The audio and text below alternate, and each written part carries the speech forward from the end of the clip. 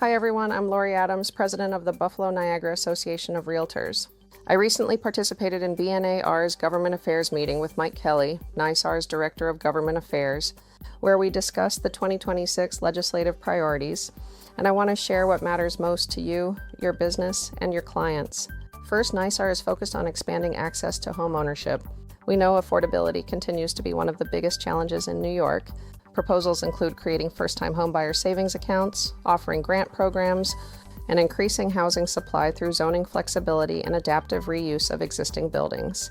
There's also strong support for streamlining environmental review processes, which can help reduce delays and costs for new housing development. Another key priority is enhancing consumer protections. This includes requiring written buyer representation agreements. And importantly, increasing the experience required to become a real estate broker from 2 years to 4 years as a licensed agent. That change is designed to ensure brokers have deeper real-world experience before taking on that level of responsibility. There's also a proposal to require annual sexual harassment prevention training for all licensees. And a quick but important reminder, cold calling remains illegal in New York State during a declared state of emergency. NYSAR continues to work on raising awareness of this issue and is advocating for a technical amendment to the 2019 law so that real estate professionals can continue legitimate business communications without violating the statute. NYSAR is also committed to strengthening fair housing laws. One proposal would improve transparency in cooperative housing by requiring timely responses and clear reasons when applications are denied, helping to combat illegal discrimination. At the same time, NYSAR is actively working to oppose overly burdensome regulations. That includes legislation that could delay transactions, like restrictions on home inspection waivers. NYSAR also opposes amendments to the Emergency Tenant Protection Act, or ETPA, that would allow localities outside of New York City to bypass the criteria required to declare a state of housing emergency.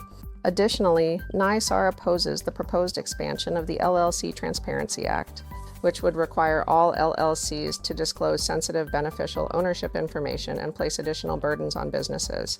This proposal would create a state-level mandate that goes beyond what is currently required under federal law. There is also opposition to policies like good cause eviction mandates, which could discourage housing development and increase costs. Another major concern is rising costs for homeowners and housing development.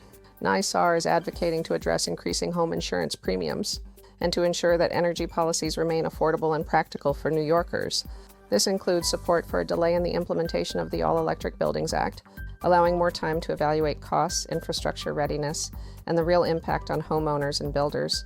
NYSAR also continues to oppose policies that could lead to higher utility costs or place additional financial burdens on property owners. And importantly, NYSAR continues to push for reducing state and local real estate taxes. New York already has some of the highest closing costs in the country.